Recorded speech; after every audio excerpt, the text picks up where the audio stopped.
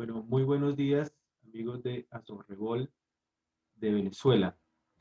Reciban un saludo muy cordial de parte de Amílcar Brunal en nombre de la Red Latinoamericana de Profesionales de la Orientación, RELAPRO, que agrupa alrededor de 500 orientadores desde Argentina hasta México. Este saludo muy caluroso y muy afectuoso desde Bogotá, Colombia, país que también se encuentra en esta situación de pandemia bastante afectado y con recientes situaciones de protesta muy justificada en algunos casos, lo cual no justifica para nada las situaciones de violencia. Venezuela siempre ha sido un país hermano, un país amigo, un país con el cual tenemos muchísimos lazos históricos. Envío un caluroso saludo especialmente a Arnaín Centeno, quien organiza este segundo congreso virtual en Venezuela, una labor realmente admirable. También a Julio González, fundador principal de Relapro, Álida Malpica y muchos otros compañeros, colegas orientadores con los que nos hemos encontrado en congresos anteriores. En esta ocasión, pues pasando por esta situación que todos sabemos, les he enviado un video que se llama Modelo Latinoamericano de Orientación Transicional para el Sentido Ético de la Vida, un video breve de unos 17 minutos que espero hayan podido revisar con detenimiento, que es la base para esta ponencia, justamente con el mismo nombre, Modelo Latinoamericano de Orientación Transicional para el Sentido Ético de la Vida. De esta manera nos interesa eh, evaluar y ir verificando en cada país la aplicabilidad que este modelo puede tener.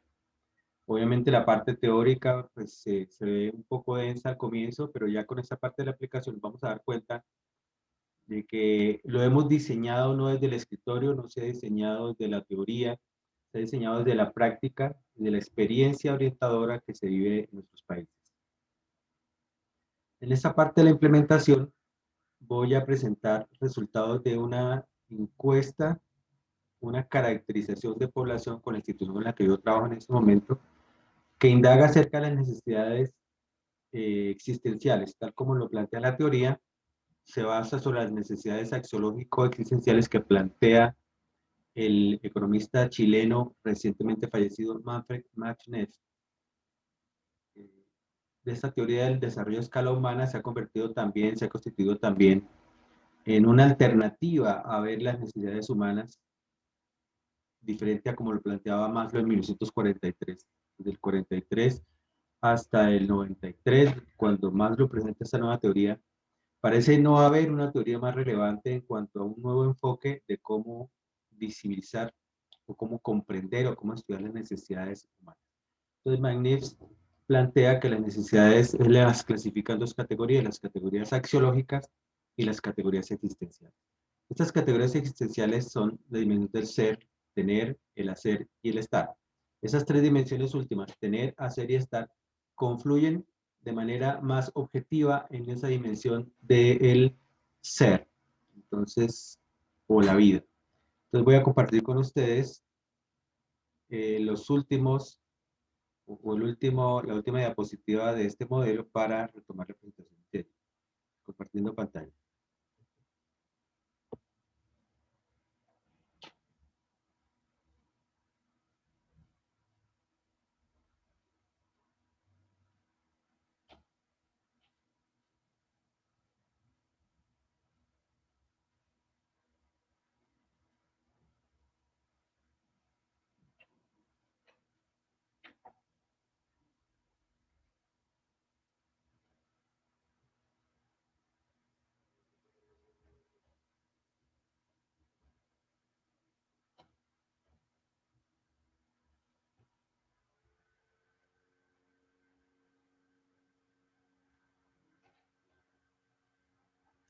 Bien, entonces en este modelo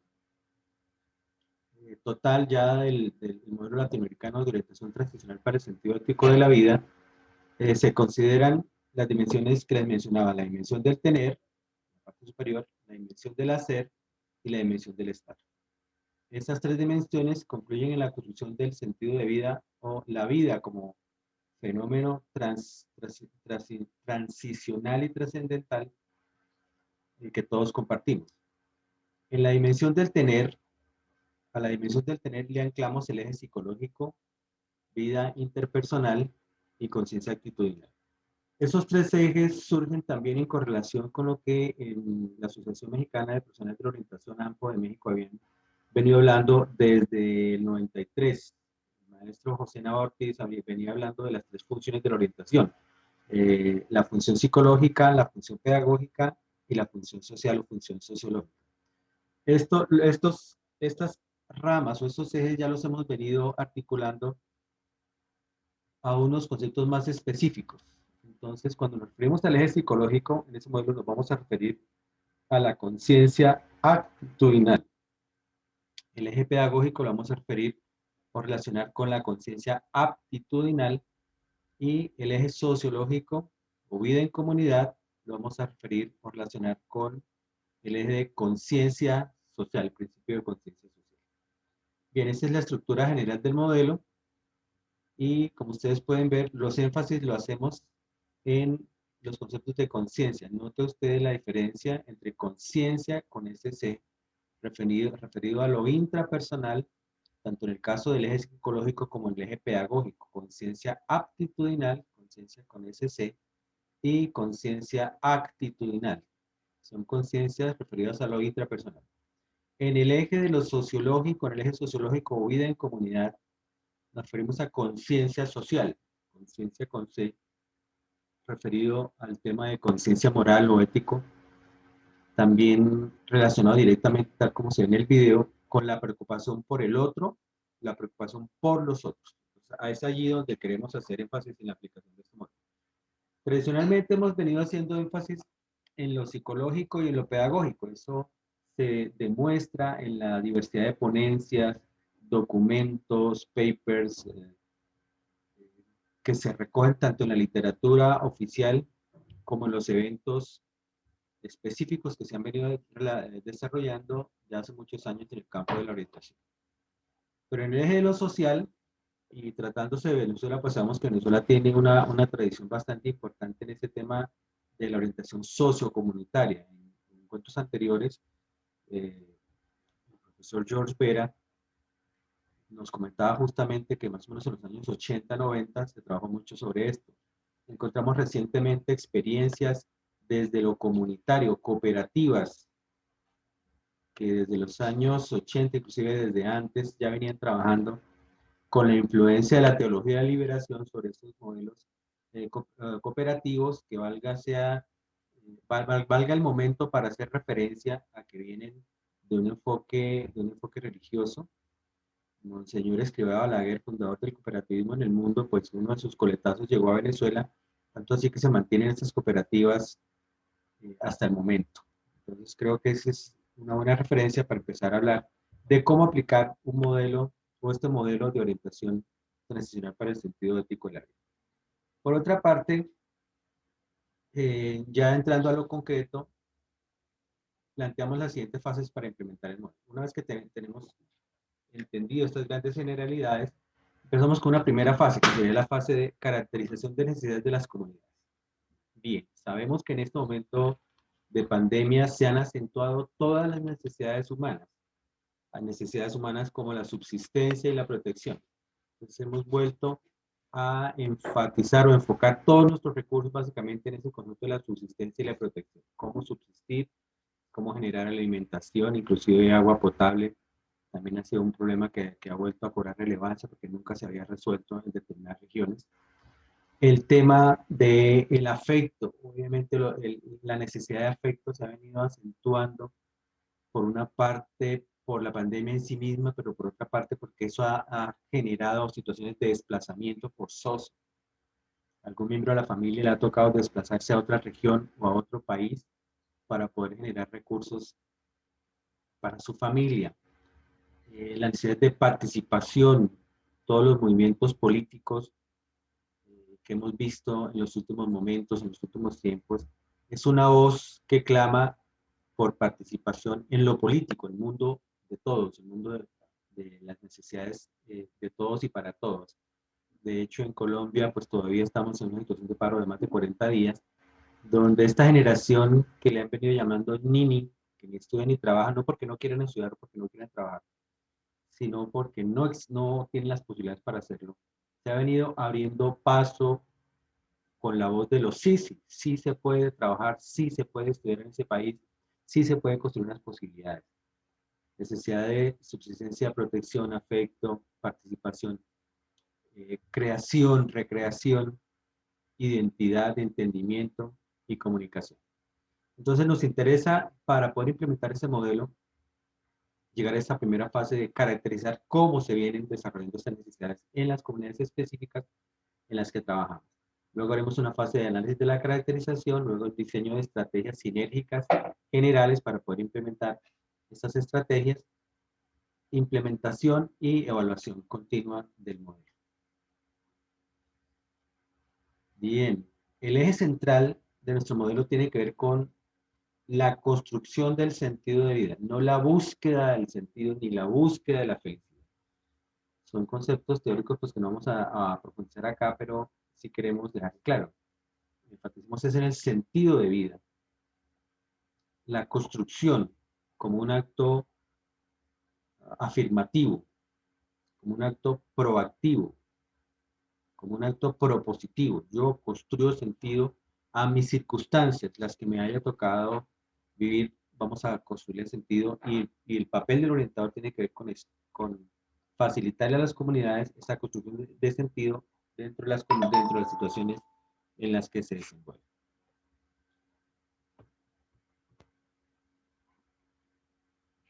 Mediante, todo eso esperamos hacerlo mediante proyectos entendidos como satisfactores sinérgicos. Un satisfactor sinérgico es entendido aquí como un proyecto que nos permite realizar simultáneamente todas las necesidades, estas necesidades humanas de identidad. O sea, toda la necesidad central de todo ser humano es construir tu identidad. ¿Quién soy? ¿Quién puedo ser? ¿Qué necesito ser? ¿Quién necesito ser? ¿Qué necesito tener? Preguntas relacionadas con la identidad están a su vez relacionadas con otras necesidades. Las necesidades de subsistencia y protección, obviamente de las que ya habíamos venido hablando, la necesidad de creación, participación, la necesidad de recreación y libertad, la necesidad de afecto, entendimiento y la necesidad de comunicación. De hecho, de otra manera, yo espero que a través de mi profesión o mi ocupación, yo pueda realizar simultáneamente todo este tipo de necesidades. Subsistencia y protección, creación, participación, recreación, libertad, afecto, entendimiento, comunicación.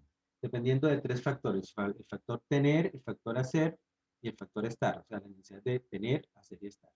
Entonces, yo puedo darle sentido a mi vida en la medida en que lo que yo tengo, entendido como no solamente como recursos materiales, sino como actitudes y aptitudes, se desarrollen potencialmente de la mejor manera, que lo que yo hago tenga un alto nivel de desempeño, tanto académico como laboral, y tres, que yo esté en el ámbito en donde estas situaciones o estas actitudes y aptitudes sean altamente valoradas, en la medida en que yo lo hago con un gran nivel de desempeño, como ya mencioné.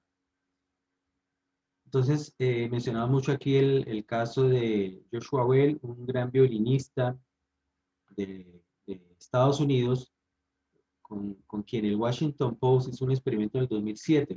Le pidió que interpretara melodías de Bach durante una hora en el metro de Washington para ver qué sucedía. Lo que sucedió es que lo que puede suceder con cualquier otra persona que se para en el metro a hacer cualquier otra cosa. Algunas personas se detenían por algunos momentos a escucharlo porque les parecía muy afinado, muy interesante, melodías de Bach en el metro, pues algo novedoso. Pero lo hacían por unos cuantos momentos, ni siquiera por una pieza completa. Algunos arrojaban algunas monedas en su estuche de violín que costaba varios miles de dólares, ese violín con el que interpretaba estas piezas de Bach. Una sola persona se detuvo porque lo reconoció y dijo, me extraña que usted, violinista tan famoso, esté aquí tocando por monedas en el metro de Washington. Y lo había reconocido porque lo había visto en otra presentación pública comunitaria. Pero no estaba, entonces tenía o tiene grandes actitudes, o sea, su mejor disposición para interpretar la música. sus mejores aptitudes, su gran habilidad técnica para el desempeño en el violín, pero no estaba en el lugar en donde eso podía ser altamente valorado, tanto así que a este violinista le pagan miles de dólares por por un solo concierto. Entonces entendemos el tema de la realización en la vida bajo esos tres factores: el tener actitudes y aptitudes, el hacer este desempeño con alto nivel de calidad y estar en una comunidad. Sentido de vida y sentido de pertenencia. Pertenecer a una comunidad que pueda valorar estas cualidades. Bien, vamos haciendo un resumen acá, mientras Naim va ingresando, para comentarles nuevamente que en esta parte de implementación del modelo buscamos una caracterización de la comunidad. Yo les voy a empezar a compartir la caracterización que yo realicé con la comunidad en la que yo me desempeño en este momento, la comunidad educativa. Esta comunidad educativa tiene unas características generales y es que atiende estudiantes que aquí llamamos de extraedad, personas que están en el rango de 2 años por encima, estudiantes que están por encima, 2 años por encima de la edad que se supone que debieran tener en este momento o en su etapa educativa. Es decir, si un estudiante está en quinto de primaria, se espera que tenga 10 años y ellos tienen 2 años por encima de esto. A partir de aquí vamos a empezar a hablar de la caracterización sobre las cuales los estudiantes, pero la caracterización de la comunidad con los estudiantes y la comunidad educativa en general con la que trabajamos. Le damos un saludo a Hernán Centeno. Decíamos, Hernán, que estamos agradecidos mucho por este congreso que están organizando en Venezuela. Buenos días, Hernán, ¿cómo estamos en Venezuela? ¿Me puedes escuchar, Hernán?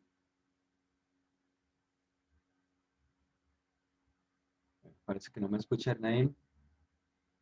Bueno, vamos a continuar hablando de las características que tiene esta población con la que yo trabajo. Entonces, uno de los ítems por los cuales me empecé a preocupar fue por el tema de la subsistencia. ¿Cómo se desarrolla el tema de la subsistencia en la comunidad en la que me encuentro? Entonces, allí preguntamos por el número total de personas a cargo que económicamente tiene una familia. Entonces, aquí encontramos que un 46% tiene 2 personas a cargo. 15% tiene 3 personas a cargo, 18% 4 personas a cargo, 11% 5 personas a cargo y 6 personas a cargo o más ya son unos porcentajes minoritarios. Entonces, hablamos de la necesidad de subsistencia, de unas necesidades importantes en este rango. ¿Me escuchas ahí, Ernaín? En cuanto al Sí, tema. hola, ¿cómo estás, Mirka? Buenos días, ¿cómo estás? Bien, muchas gracias, Ernaín. Sabemos que tienen algo de problemas de conexión, pero qué bueno que te has podido conectar. Había venido haciendo un pequeño recuento del modelo latinoamericano, la estructura del modelo, y estamos hablando de que una forma de aplicar el modelo es necesariamente hacer una caracterización de la comunidad con la que trabajamos. Yo estoy compartiendo unos datos reales y recientes de la comunidad con la que yo trabajo, una población extraedad de estudiantes que han desertado de la educación, inclusive de la educación primaria, de educación media, y se han venido atrasando en promedio 2 años. Cuéntanos, de esta condición, encontramos estudiantes en Venezuela con estas condiciones de que estén atrasados, digamos, en promedio 2 años respecto a su grado de escolaridad esperado. Mira, realmente recuerda que ya yo no estoy trabajando particularmente a nivel oficial, ¿no? O privado, estoy dentro del ámbito privado, Sí. pero generalmente estuve chequeando con respecto a las políticas de protección estudiantil, que se le ha estado dando poca importancia a esta caracterización de las comunidades, porque le están dando más poder a los consejos comunales y específicamente sé que hay un proyecto, pero todavía no es conocido actualmente. O sea, que le están dando poder a las comunas. Y eso tiene relación con la parte política. Ok, perfecto. Bueno, yo les comento este ejemplo de la caracterización porque igual entendemos, en este momento estamos entendiendo a partir de modelo latinoamericano que el trabajo del orientador debe ser comunitario, de alguna medida. Pero para entrar a la comunidad, pues no entramos con un discurso político, ni un discurso electoral. O sea, nosotros no entramos a discutir condiciones macrosociales, macropolíticas, pues que no son del resorte del orientador, tal vez del ciudadano sí, obviamente como ciudadano cada uno tomará su propia posición, pero desde lo general, lo que esperamos es aportar un instrumento, una herramienta que le permita al orientador empezar a hablar de comunidad. Entonces, el primer factor para hablar de comunidad es el tema de la caracterización de las comunidades. Entonces, si tú llegas a Bogotá, yo te digo, mira, esas son las características de la comunidad con la que yo trabajo, seguramente para ti será mucho más fácil entender qué acciones se pueden desarrollar en el campo de la orientación. Entonces, yo te digo, en la comunidad con la que estoy trabajando en este momento, tiene esta distribución en cuanto a personas a cargo, que la mayoría de familias afirma tener solamente 2 personas a cargo y esto es un 46%. Otro porcentaje, el 15%, dice tener 3 personas a cargo, otros afirman 4 personas a cargo, que es el 18%, y un 11%, 5 personas a cargo con una distribución menor de otra cantidad de personas a cargo. También te puedo decir otras cosas de la comunidad en la que yo trabajo. Se nos pega esto.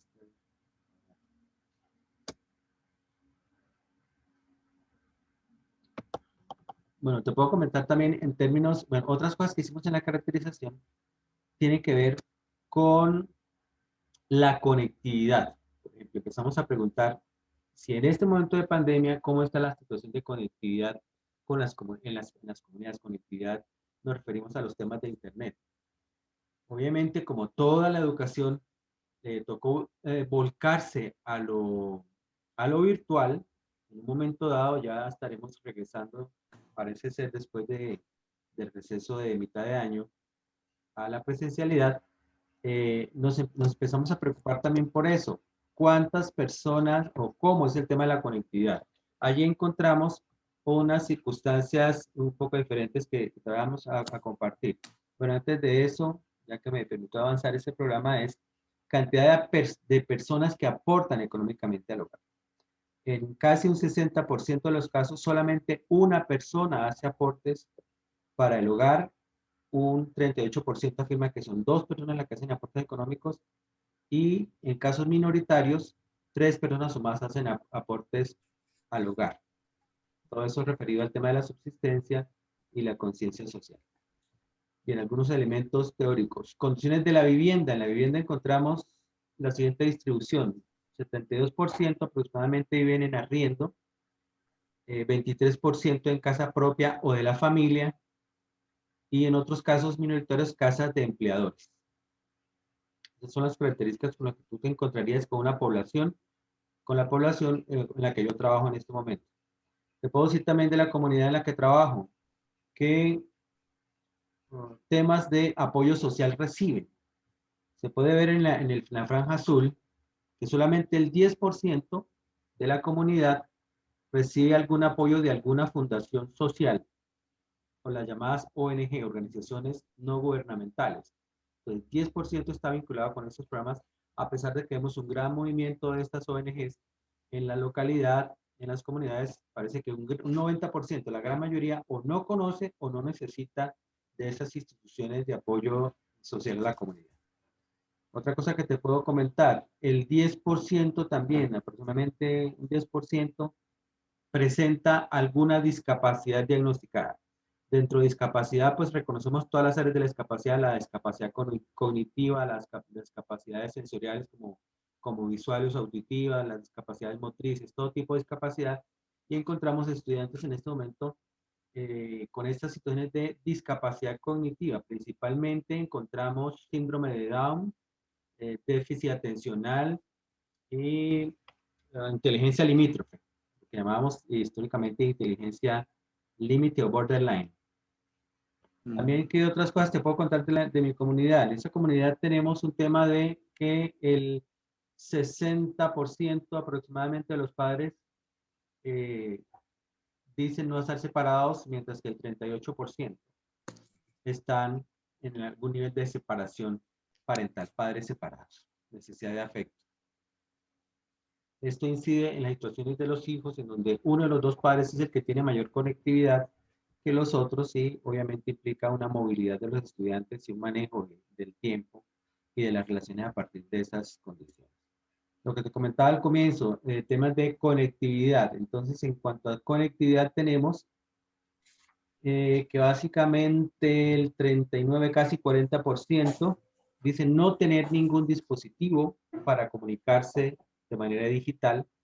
45% afirma tener un computador o celular, y generalmente es el celular, y un porcentaje del 14% afirma tener más de un dispositivo, que puede ser generalmente un computador o un celular.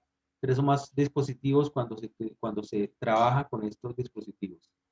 La conectividad aquí también tiene limitaciones según el sector donde las familias habiten. Tenemos aquí cerros orientales que dificultan el acceso a la conectividad. Sin embargo, el 73% de la población afirma tener planes de conexión al Internet. 56% o no los tiene o no los ha mejorado. Finalmente, el tema del que quiero centrarme es el tema del emprendimiento. Les preguntamos a las familias quiénes estarían interesados en ofrecer algún producto o servicio a la comunidad. Por eso encontramos un porcentaje minoritario que afirma tener algún servicio o producto para ofrecer a la comunidad. Bien, estas son grandes de las grandes características. Y sobre esta última desarrollamos el proyecto de emprendimiento solidario que estamos adelantando actualmente. Entonces, recordemos que aquí en este modelo nos enfatizamos en los tres grandes ejes: la conciencia con ese, la conciencia intrapersonal entendida como lo actitudinal, es decir, qué actitud tengo yo frente a la vida, qué tan proactivo, qué tan propositivo soy frente a la vida. La conciencia aptitudinal, soy consciente de que tengo unas fortalezas, pero también deficiencias en mis habilidades comunicativas, comprensión oral y escrita, expresión oral y escrita. Y aquí en la conciencia social. En ese tema de la conciencia social, comentaba anteriormente que Venezuela, mencionaba George Vera, que en los años 80 tuvo un movimiento importante en cuanto al cooperativismo. Vi hace poco en el canal de la DW alemana, una cooperativa venezolana más o menos fundada en los años 70, sobre múltiples servicios. Entonces cuéntanos, Hernán, ¿qué recuerdas tú de ese movimiento del cooperativismo en Venezuela? Mira, generalmente en años atrás había como avances con respecto a ese trabajo de emprendimiento que se estaba en actualidad, precisamente porque le están dando mayor importancia pues a los temas políticos.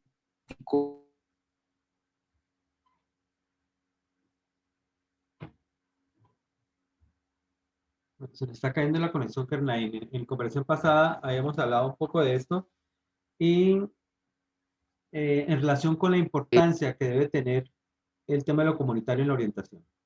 Hernán, ¿me escuchas? Creo que hay algo de problemas de conexión. Sí, yo te escucho. Sí, Yo te cuéntanos. escucho. Sí, cuéntanos del cooperativismo en Venezuela en los años 80. ¿La orientación alcanzó a tener contacto con este movimiento? Mira, ¿O cómo era el trabajo de lo comunitario en esa época?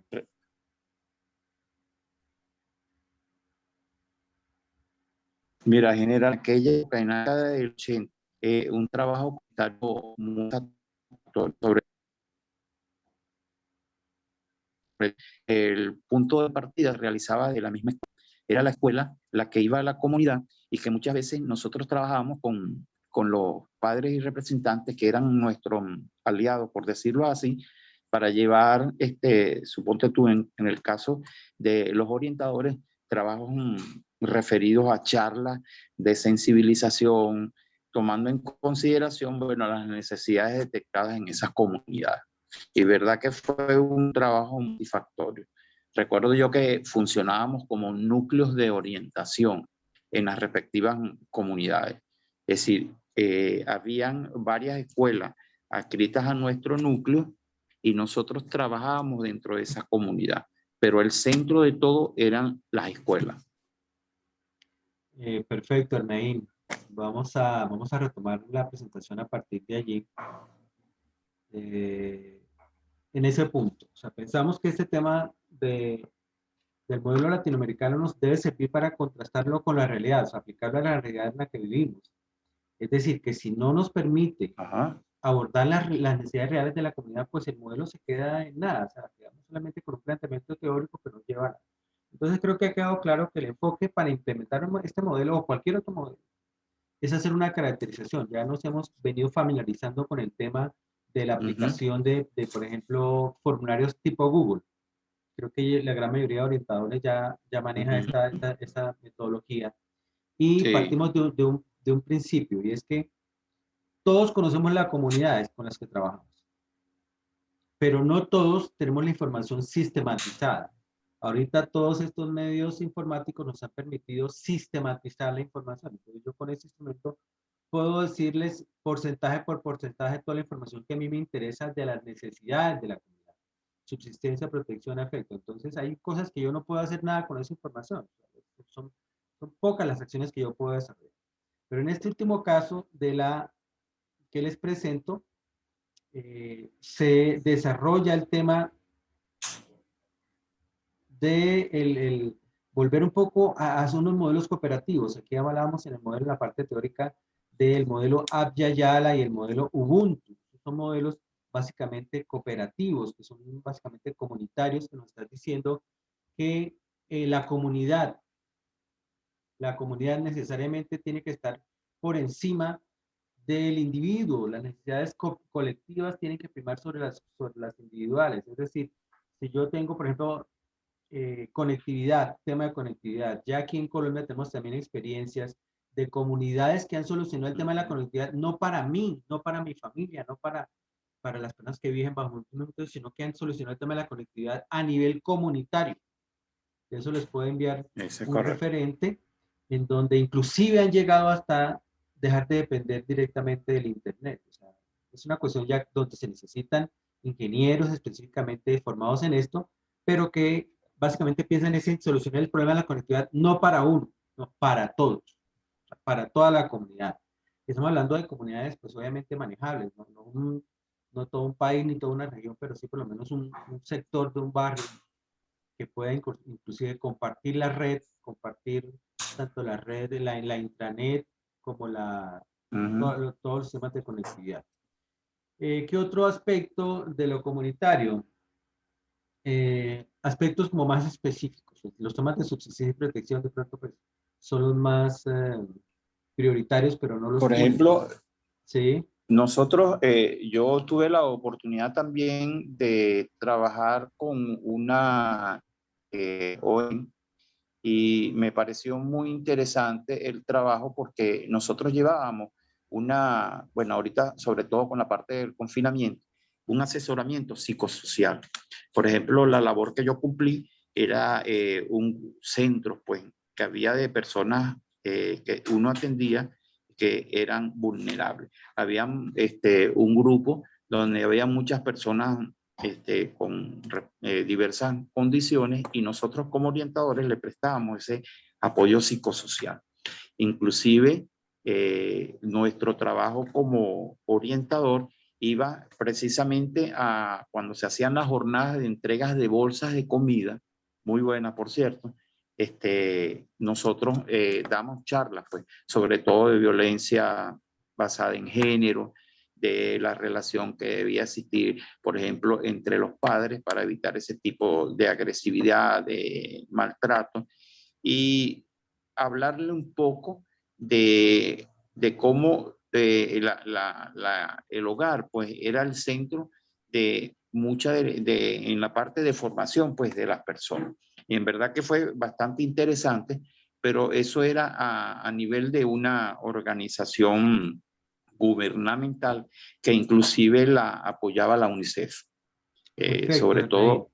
Sí, creo que Y todo verdad. Sí, sigue, por favor.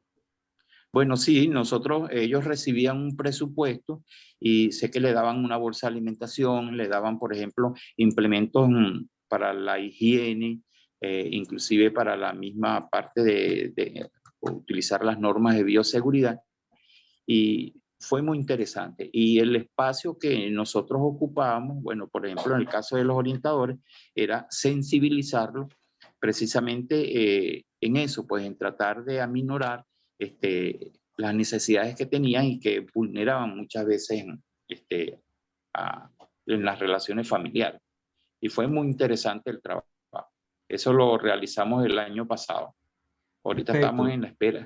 en la espera de ese proyecto, y era precisamente la UNICEF la que apoyaba eso. El grupo era ACEIN, que se refería más que todo a la parte del programa, se llama Nos Vemos en la Escuela, precisamente atendía a los niños desescolarizados. Y nuestra función era ofrecerle apoyo psicosocial. Muy interesante, por cierto. Perfecto, creo que tú le has dado el clavo y me has permitido ya generar un ejemplo muy concreto. Lo que se busca en el modelo es que en el eje comunitario del que estamos hablando, recordemos, tenemos un eje psicológico, de conciencia actitudinal, un eje pedagógico de conciencia aptitudinal, pero en este eje de conciencia comunitaria, el trabajo del orientador obviamente tiene que ser mucho más que lo asistencial. No es el hecho del reparto de la bolsa de comida, eso lo puede hacer cualquier otra persona sin necesidad de ser profesional. Pero sí se necesita que junto a ese tema del reparto de la bolsa de comida se estén manejando los temas que son propios de la orientación para la vida en la Eso pareja, es la orientación correcto. para la vida en la familia, la orientación para la vida en comunidad, y sobre todo el tema del sentido, de la esperanza. Ayer hablábamos con otra orientadora de Argentina, en otro programa, y hablamos de eso.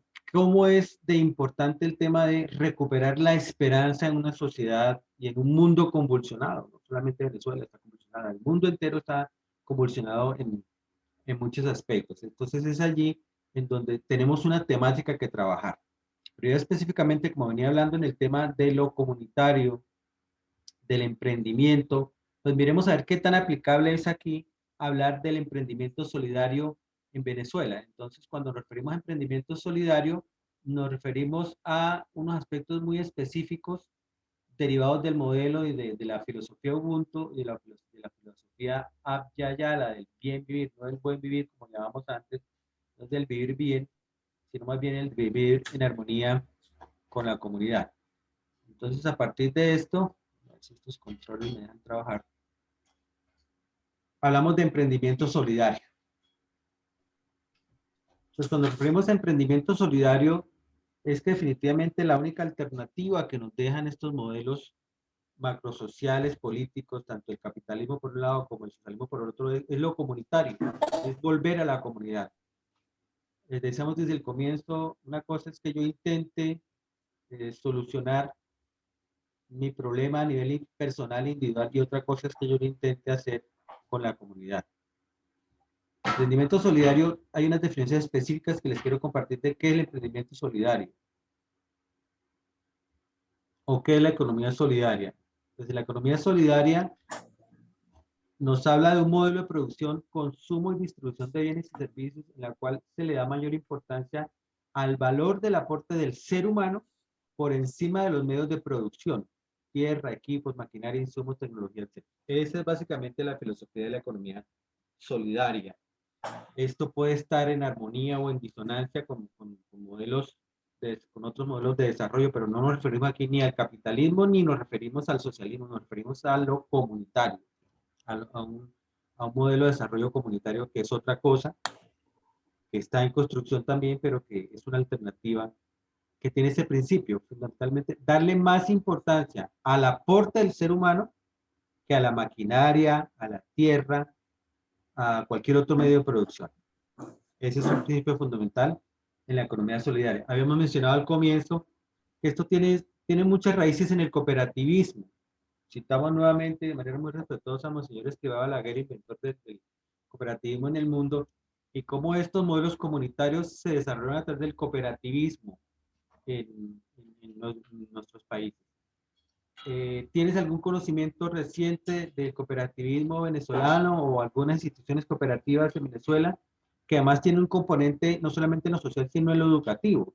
Instituciones que se afirman ser cooperativas con modelos colaborativos y cooperativos en la educación, Ernei. Mira, particularmente ahorita no nos hemos dedicado, recuerda que yo estoy ahorita a nivel en colegio privado, porque ya yo soy jubilado del Ministerio de Educación y particularmente no me he dedicado a realizar de actividades dentro de la comunidad, pero estoy ahorita internalizando y me parece interesante este modelo comunitario porque yo pienso que nosotros los mentores podemos por la comunidad y entrar dentro de la comunidad muy importante precisamente para trabajar esta parte el cooperativismo, que siento que uno es para que los mismos comunes aprendan pues ese trabajo de cooperativismo y de sociedad. Me parece muy interesante ese trabajo que están haciendo ustedes en Colombia, pues particularmente. Bueno, muy bien. Otro principio de esto que estamos llamando el eje sociocomunitario de la orientación o orientación para la vida en la comunidad tiene que ver con entender la economía solidaria como una promoción de la asociación sinérgica, ecológica, sostenible, la cooperación y la gestión honesta y transparente de los recursos económicos. Entonces, uno de los grandes males que aqueja a toda Latinoamérica es el tema de la corrupción. Hemos venido identificando unos 4 grandes factores. Uno de ellos es la corrupción político-administrativa. 2 es el tema de la misma deuda externa y cómo nos afecta a todos.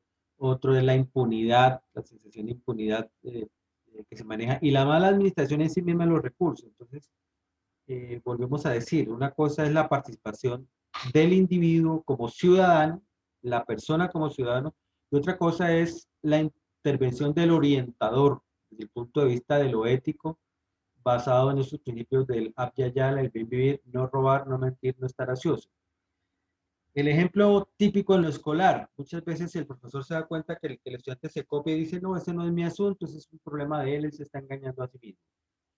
Otras veces interviene, unas veces sí, otras veces no, pero pues eso se vuelve algo jocoso, algo como que una práctica escolar rutinaria, pero cuando nos damos cuenta que ese estudiante continúa con esas prácticas y llega a ser un profesional y posiblemente el profesional que me va a atender a mí en la salud, o que me va a construir una casa, o que me va a llevar un proceso, o que me va a asesorar administrativa en algo, dijo, no, pues si se copió durante toda su vida profesional, su vida escolar y su vida profesional, pues tristemente tendrá algo que aportarme en lo profesional. Entonces, lo ético tiene que ver con todos, y no solamente obviamente con el orientador, pero el orientador sí debe tener una posición frente a qué es lo ético, cómo se manejan las cosas desde un punto de vista ético en la sociedad. Y el otro principio, aquí es el de la sostenibilidad. Y la sostenibilidad ya lo hemos mencionado con el caso de Joshua Bell, tiene que ver con 3 factores, el tener, el hacer y el estar. El tener potencialidades económicas, el tener actitudes, concede tener aptitudes, un buen desarrollo actitudinal y aptitudinal, factores intrapersonales, pero también factores interpersonales, un alto nivel de desempeño. Y el tercer factor es el contexto, en donde mi actividad económica puede ser valorada. Volvemos al caso del violinista. Si yo soy el violinista de alto nivel, pero me paro a la entrada del metro, pues seguramente allí no voy a ser altamente valorado. Eso es importante para nuestros estudiantes porque hemos estudiado también el tema de la frustración vocacional. Personas que estudian, se esfuerzan, trabajan, pero que no reciben lo que se considera justo en su sociedad. Entonces es un factor de la economía solidaria tiene que ver con que la sostenibilidad está relacionada con la producción, consumo, comercialización justa de bienes y servicios, teniendo como finalidad el desarrollo humano sociocomunitario. Entonces, ese concepto de lo justo, la economía justa, el comercio justo, del que se viene hablando en el mundo, pues tiene un gran componente de subjetividad. ¿Qué es lo justo para mí? ¿Qué es lo justo para el otro? Es lo intersubjetivo. ¿Qué es lo justo dentro de una comunidad? Por ejemplo, si yo necesito un un servicio eléctrico en la casa, necesito que me cambien la red eléctrica, que me cambien los bombillos, que me cambien ese tipo de cosas, pues eso tiene un precio, eso tiene un costo, ¿sí? De ese servicio como tal, independientemente de los materiales que se usen. ¿Qué es lo justo? Yo le puedo decir, yo le puedo intercambiar por una hora de asesoría en orientación vocacional, es una hora proporcional a la hora de servicio que él va a hacer, ¿es eso justo? Entonces, tiene que ver con lo intersubjetivo, con los convenios interpersonales, decir, bueno, qué es justo una cosa por la otra? Hemos vuelto a principios históricos, tradicionales como el trueque. Yo le cambio una hora de una cosa por una hora de otra. O una libra de arroz por una libra de trigo. O algo así por el estilo. Eso tiene que ver con ese principio de la sostenibilidad también en un momento determinado. El siguiente principio acá es el de la eh, dice, promueve el trabajo como satisfactor generalizado sinérgico en el marco de un proceso de equilibrio económico. Bien, volvemos a decir, estos son elementos apenas, unos pocos elementos para intervenir en la microeconomía. Tal vez no sean muy aplicables a la macroeconomía ni a macrofactores, pero por lo menos de lo comunitario podemos hablar del trabajo como algo que nos permita desarrollar todas nuestras necesidades humanas y existenciales. Y finalmente hablamos de la economía solidaria con un sentido de futuro. Pensamos no solamente en nuestras necesidades, en nuestra generación, hasta que habrá un mañana, sea como sea, habrá un mañana. Esa frase creo que resume mucho ese sentido de lo que queremos decir. Cuando un hombre planta árboles bajo los cuales sabe muy bien que nunca se sentará, ha empezado a descubrir el significado o el verdadero significado de la vida. Entonces pensamos que ese principio de la economía solidaria es importante, la trascendencia de lo que yo hago en función de realizar las necesidades humanas, no solamente las mías y ahora, sino para también pensar en las generaciones futuras. A eso nos referimos con proyectos ecológicos sostenibles con sentido de futuro, que garanticen el equilibrio entre crecimiento económico, cuidado del medio ambiente y bienestar social. A pensar el bienestar no solamente para mí, sino para las generaciones futuras, para los que vienen en camino, para los que vienen detrás de mí, pensar en esto. Entonces, a partir de eso, consideramos que la forma de intervenir, o una de las formas de intervenir del orientador puede ser en lo comunitario de esta manera, promoviendo emprendimientos solidarios. Por ejemplo, recientemente entrevisté a 2 padres de familia de mi institución, uno de ellos tiene un programa de artesanías en macramé, con tejido, todo absolutamente desarrollado por él y su esposa. Entonces yo hice un video para promover ese emprendimiento. Otra entrevista que hice fue de un padre de familia que también tiene un taller de estructuras metálicas, que hace rejas, hace puertas, hace marcos, hace una cantidad de cosas. Entonces mi trabajo allí, en resumen, es lo siguiente: o sea, yo no me dedico a repartir bolsas de comida, de pronto sí me encargo de los bonos escolares, saber quién recibe el bono y quién no lo recibe y cómo gestionar este tema. Pero tampoco voy de casa en casa, ni repartiendo bonos, ni repartiendo comida, ni voy de casa en casa diciéndole a cada persona, oiga, promueva lo que usted tiene, pero trabajo con la comunidad adscrita a mi institución. Invito a los que están en la institución, decirle, bueno, ¿quiénes tienen algún tipo de emprendimiento? Algunos me dirán, no, pues yo sé hacer pan, pero no tengo panadería. O yo sé hacer tortas, pero pues no salgo a hacer las tortas sin un pedido. Entonces es articular, es llegar a la comunidad y preguntar qué es lo que tiene. Es a partir de la potencialidad. No es llamarle la atención al padre de familia porque no se pudo conectar, o porque no tiene conectividad, o no tiene con qué pagar el internet, o porque los hijos no madrugan a la clase, sino es acerquémonos de una manera totalmente diferente. Es a partir de lo que ustedes sí tienen, a partir de lo que sí pueden hacer.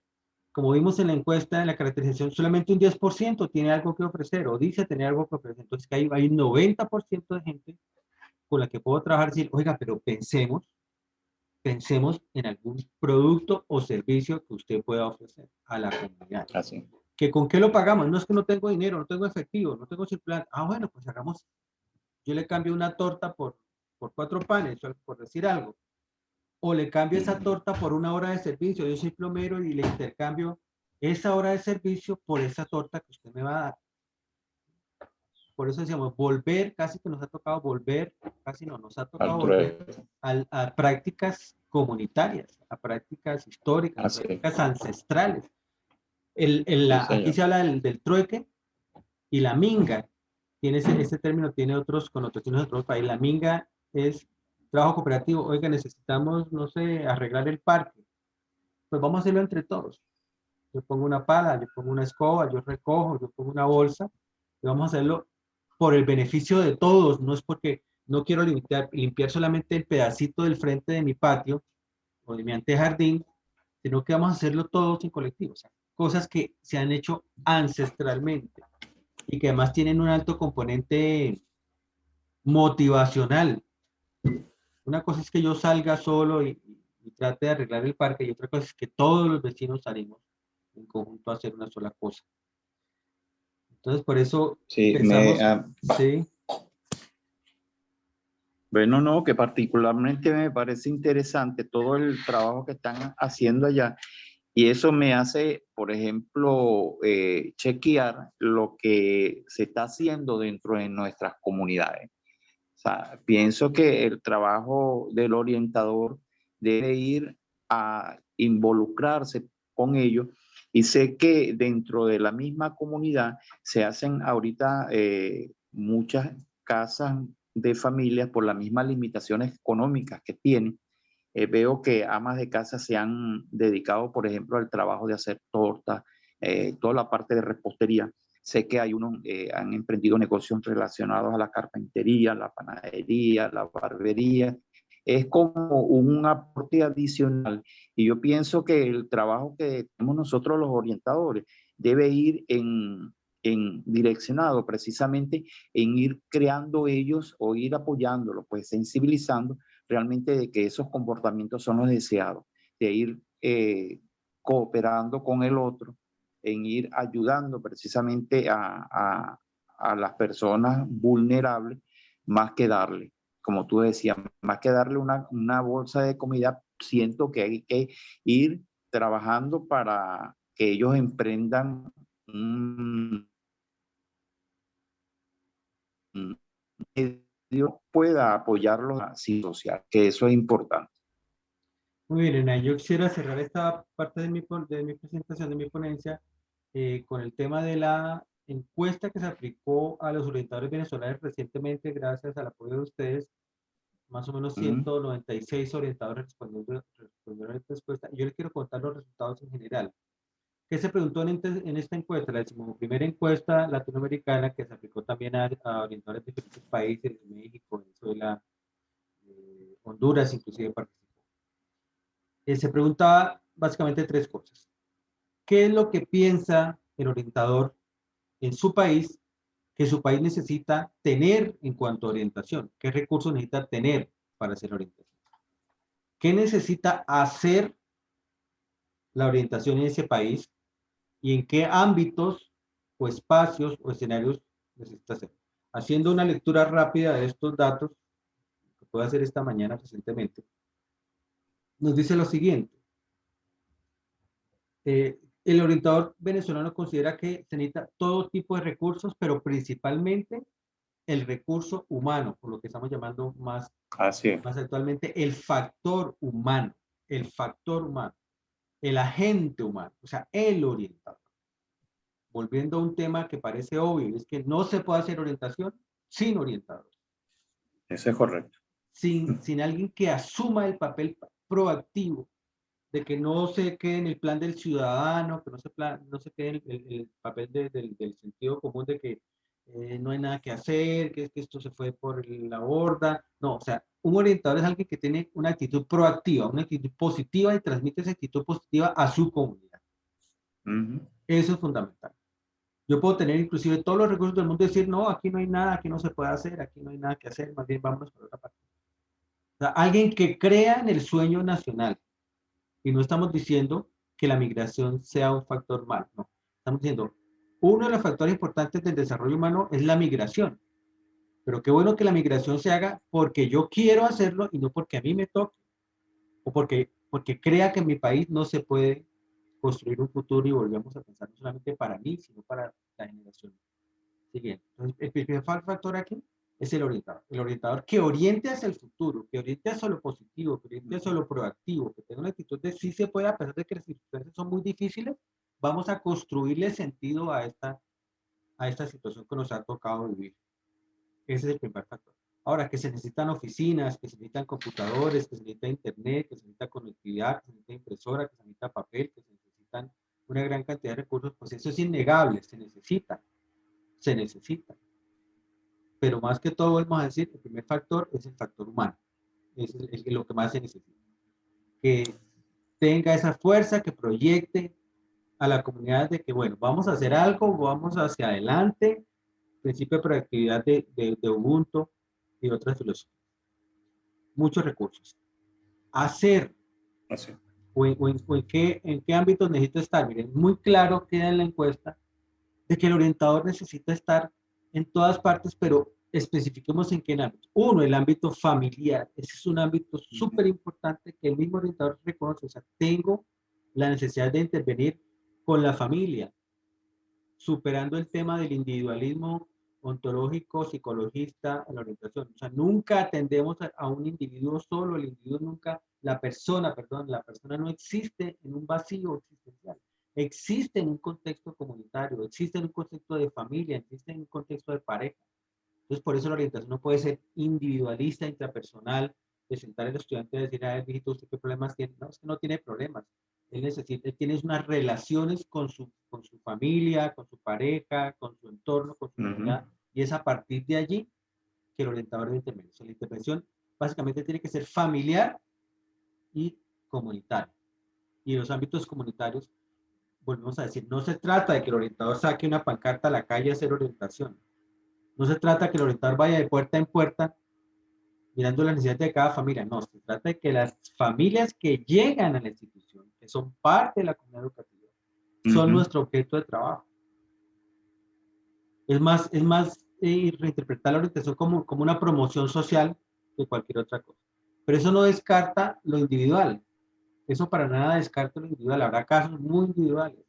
Sigue habiendo el caso de la adolescente embarazada. Sigue dando el caso de las parejas que se separan. Sigue estando la situación del bajo desarrollo, desempeño académico.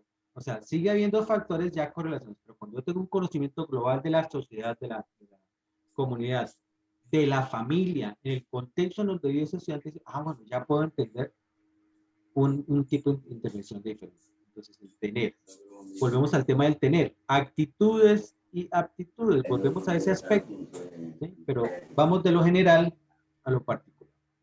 Entonces, ese tipo de acciones hay que tenerlas claras y se evidencian en la encuesta. Que se necesita el factor humano, que necesita muchos recursos físicos, y donde necesitamos intervenir en la familia, principalmente en la familia, en la comunidad y la familia, y por tercero, y por último lugar, en lo intrapersonal. Sí, bueno, es que ya hay aspectos individuales, hay aspectos de su actitud que hay que cambiar.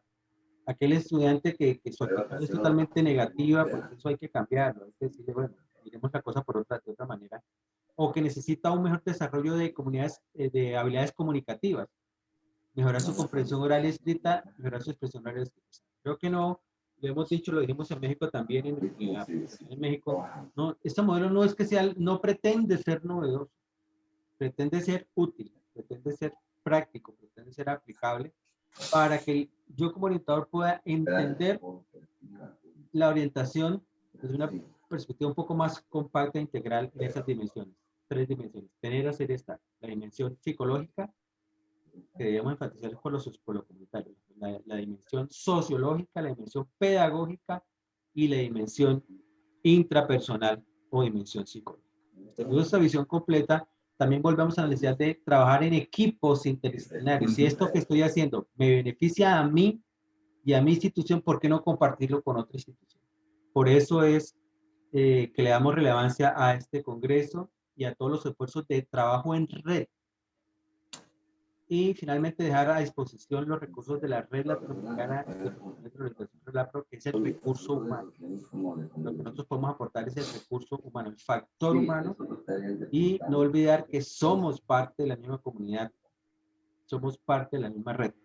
Al final yo les voy a compartir el directorio de la red para que ustedes voluntariamente y de manera gratuita se puedan inscribir a la Red Latinoamericana, quienes no lo han hecho, porque ya tenemos muchos orientadores venezolanos. Gracias a Julio González nuevamente por ese trabajo que ha venido haciendo y que sigue haciendo. Y la invitación final es: vamos a abrir un doctorado en orientación transicional para el sentido ético de la vida, dirigido por el doctor Julio González. También le vamos a compartir esta encuesta para quienes estén interesados en tomar este doctorado o unos cursos de actualización en este modelo para que lo puedan hacer. Entonces, Ernaín, muchísimas gracias y ánimo. Seguimos en contacto durante toda esta semana. Sé que van a estar de lunes a viernes, entonces esperamos que esta ponencia sea un aporte para todo ese trabajo tan loable que queremos conocer, y les invitamos a que nos envíen sus ponencias para ser publicadas en la revista latinoamericana de Orientación y Desarrollo Humano, Orientación. Necesitamos un artículo breve de entre 6 y 12 páginas de su experiencia, me interesa más que todo su reflexión, no tanto la investigación teórica, sino su reflexión frente a estos temas de cómo se hace orientación en tiempos de pandemia. Muchísimas gracias. Ok. Gracias a ti, Amílcar, por participar en este segundo Congreso Virtual de Orientadores. Realmente el modelo es muy interesante y cuentes con nuestro apoyo. Gracias a ustedes por el apoyo, gracias a ti por incorporarnos en la red latinoamericana de orientadores. Estoy casi seguro que la mayoría de los compañeros, que hay aproximadamente 350 personas inscritas, y que eso me parece interesante y me llama muchísimo la atención. Y bueno, y a ti por la ayuda, por el aporte, y que pienso que eso es importante. Hay que asumir una actitud positiva ante la vida. Venezuela los apoya. Espero que también Colombia nos apoye a cada uno de nosotros. Y bueno, estamos trabajando por la orientación para darle vida. De hecho, en mi institución hay bastante estudiante venezolano. Hasta cantamos una que otra vez el himno de Venezuela, ya casi no lo sabemos. Gloria al bravo pueblo. Así es. Eso fue en Valencia, Estado Carabobo. Sí, señor. Chévere, pues. Okay, nos vemos. Bueno, estamos en contacto. gracias. Bendiciones.